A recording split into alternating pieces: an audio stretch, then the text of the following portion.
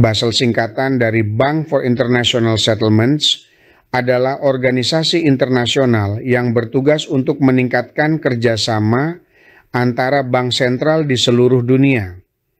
Basel juga bertanggung jawab untuk menetapkan standar internasional regulasi perbankan, yaitu kerangka kerja regulasi perbankan internasional yang bertujuan untuk meningkatkan stabilitas dan kepercayaan pada sistem perbankan global.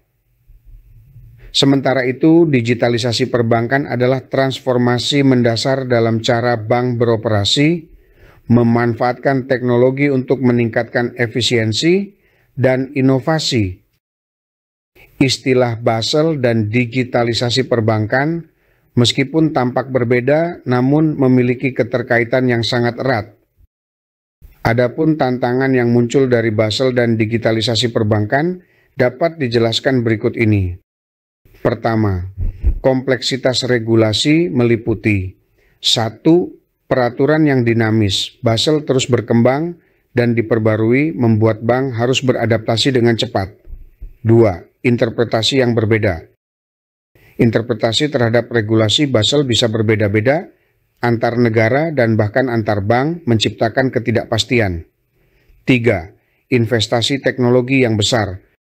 Membangun infrastruktur teknologi yang kuat dan aman memerlukan investasi yang sangat besar.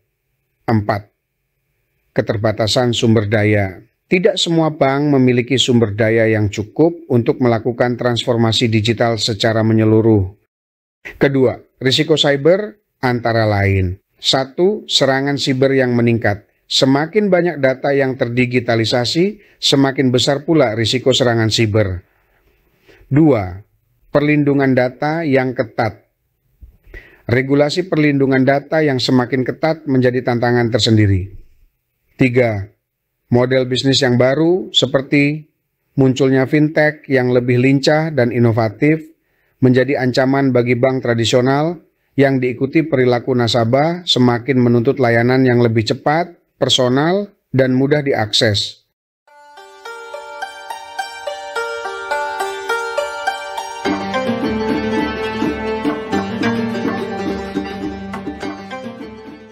Namun di sisi lain juga adanya peluang yang terbuka. Pertama, efisiensi operasional seperti 1. Otomatisasi proses. Banyak proses bisnis yang bisa diotomatisasi, mengurangi biaya operasional, dan meningkatkan produktivitas.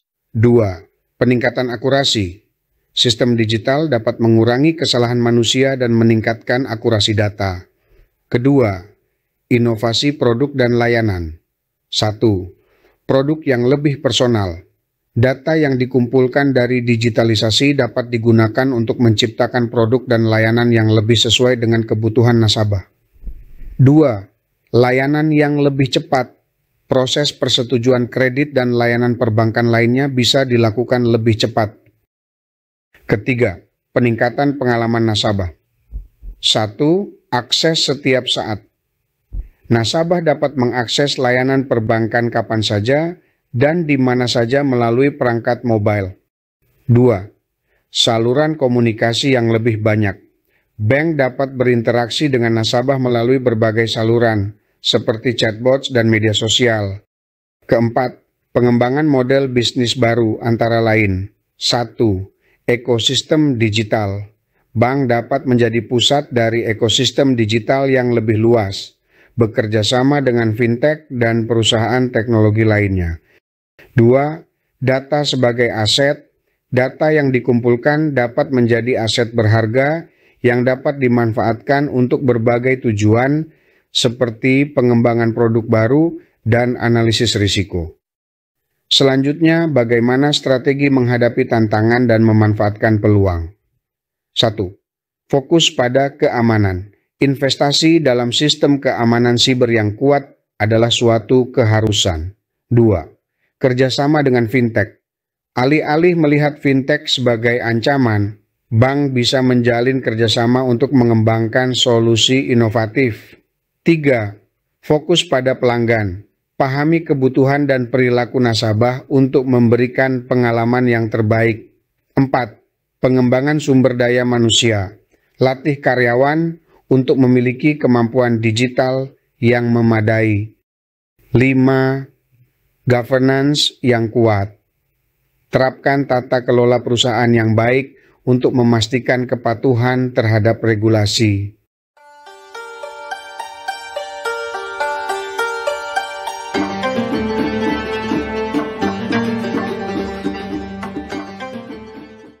Kemudian, apabila kita bicarakan analisis dampak Basel terhadap stabilitas perbankan Indonesia, secara umum dapat dilihat dari beberapa aspek berikut ini. Aspek positif. Pertama, peningkatan ketangguhan perbankan. 1. Modal yang lebih kuat. Basel mewajibkan bank memiliki modal yang lebih besar sebagai bantalan menghadapi risiko kerugian. Hal ini membuat bank menjadi lebih tangguh menghadapi guncangan ekonomi. 2. Manajemen risiko yang lebih baik. Basel mendorong bank untuk menerapkan sistem manajemen risiko yang lebih baik sehingga dapat mengidentifikasi dan mengelola risiko secara lebih efektif. Kedua, meningkatkan transparansi laporan keuangan yang lebih detail. Basel mewajibkan bank untuk melaporkan informasi keuangan yang lebih detail sehingga publik dan regulator dapat lebih mudah memantau kinerja dan kesehatan bank. Ketiga, meningkatkan kepercayaan investor. 1 standar internasional. Dengan menerapkan standar internasional, Bank Indonesia dinilai lebih kredibel oleh investor asing. 2. Stabilitas sistem keuangan.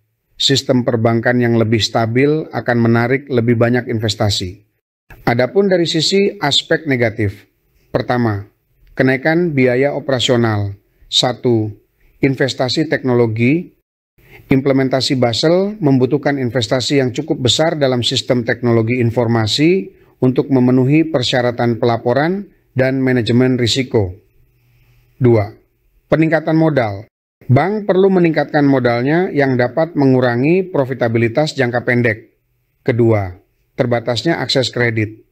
Persyaratan kredit yang lebih ketat. Untuk memenuhi persyaratan Basel, bank mungkin menjadi lebih selektif dalam memberikan kredit, sehingga dapat menghambat pertumbuhan kredit terutama untuk UMKM. Ketiga, tantangan bagi bank kecil. Biaya yang relatif lebih besar. Bagi bank kecil, biaya untuk memenuhi persyaratan Basel relatif lebih besar dibandingkan dengan bank besar. Selanjutnya, bagaimanakah implikasi bagi Indonesia? Bagi Indonesia, Basel memiliki implikasi yang cukup signifikan antara lain. 1. Peningkatan stabilitas sistem keuangan. Basel telah berkontribusi dalam meningkatkan stabilitas sistem keuangan Indonesia, terutama setelah krisis keuangan global. 2. Meningkatkan daya saing perbankan Indonesia. Dengan menerapkan standar internasional, Bank Indonesia menjadi lebih kompetitif di tingkat regional maupun global. 3. Tantangan bagi bank untuk beradaptasi. Implementasi Basel membutuhkan adaptasi yang cukup besar dari bank, baik dari sisi teknologi, sistem, maupun SDM. Lebih lanjut, bagaimana dampak Basel terhadap sektor UMKM di Indonesia? Basel Accord sebagai standar internasional untuk regulasi perbankan memiliki implikasi yang cukup signifikan terhadap sektor usaha mikro, kecil, dan menengah di Indonesia. Implementasi Basel bertujuan untuk meningkatkan stabilitas sistem perbankan, namun di sisi lain juga menimbulkan tantangan bagi UMKM dalam mengakses kredit.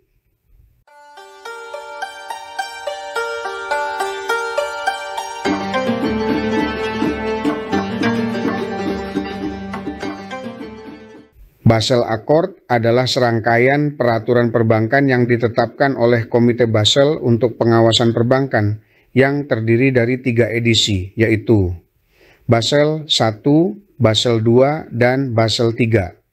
Adapun dampak positif yang dapat diidentifikasi adalah 1. Peningkatan kualitas kredit. Dengan penerapan Basel, bank menjadi lebih selektif dalam memberikan kredit. Hal ini secara tidak langsung mendorong bank untuk meningkatkan kualitas analisis kredit. sehingga UMKM yang memiliki prospek bisnis yang baik akan lebih mudah mendapatkan akses pembiayaan. 2. Meningkatkan transparansi. Basel mendorong bank untuk menerapkan prinsip-prinsip good governance dan transparansi. Hal ini dapat meningkatkan kepercayaan UMKM terhadap bank dan mendorong mereka untuk menggunakan layanan perbankan. Sementara itu, dampak negatif yang ditimbulkan adalah 1. Kenaikan biaya modal. Untuk memenuhi persyaratan modal minimum yang ditetapkan oleh Basel, bank cenderung meningkatkan suku bunga kredit. Hal ini dapat meningkatkan beban biaya bagi UMKM, terutama UMKM yang memiliki risiko kredit yang lebih tinggi. 2. Persyaratan kredit yang lebih ketat. Basel mewajibkan bank untuk memiliki cadangan modal yang lebih besar untuk menutupi risiko kredit. Akibatnya, bank menjadi lebih berhati-hati dalam menyalurkan kredit, terutama kepada UMKM yang sering dianggap berisiko tinggi. 3. Terbatasnya produk kredit. Untuk memenuhi persyaratan Basel, bank mungkin lebih fokus pada produk kredit yang memiliki risiko kredit yang lebih rendah, seperti kredit korporasi. Hal ini dapat mengurangi pilihan produk kredit yang tersedia bagi UMKM. Selanjutnya, bagaimanakah strategi mengatasi dampak negatif? 1. Peningkatan kapasitas. UMKM perlu meningkatkan kapasitas usahanya seperti manajemen keuangan, pemasaran, dan produksi. Hal ini akan membuat UMKM menjadi lebih menarik bagi bank. 2. Kerjasama dengan pemerintah. Pemerintah dapat memberikan insentif dan dukungan bagi UMKM seperti program penjaminan kredit, subsidi bunga, dan pelatihan. 3. Inovasi produk perbankan. Bank perlu mengembangkan produk kredit yang lebih inovatif dan sesuai dengan kebutuhan UMKM seperti kredit berbasis syariah atau kredit dengan agunan non-konvensional. 4. Pemanfaatan teknologi. Penggunaan teknologi finansial dapat mempermudah akses UMKM terhadap pembiayaan yang dibutuhkan. Basel Accord memang memiliki dampak yang kompleks terhadap sektor UMKM di Indonesia. Di satu sisi, Basel dapat meningkatkan kualitas kredit dan kepercayaan terhadap sektor perbankan. Di sisi lain, Basel juga dapat meningkatkan biaya kredit dan memperketat persyaratan kredit bagi UMKM. Untuk mengatasi tantangan ini, diperlukan sinergi antara pemerintah, bank, dan UMKM dalam menciptakan ekosistem yang kondusif bagi pertumbuhan UMKM di Indonesia.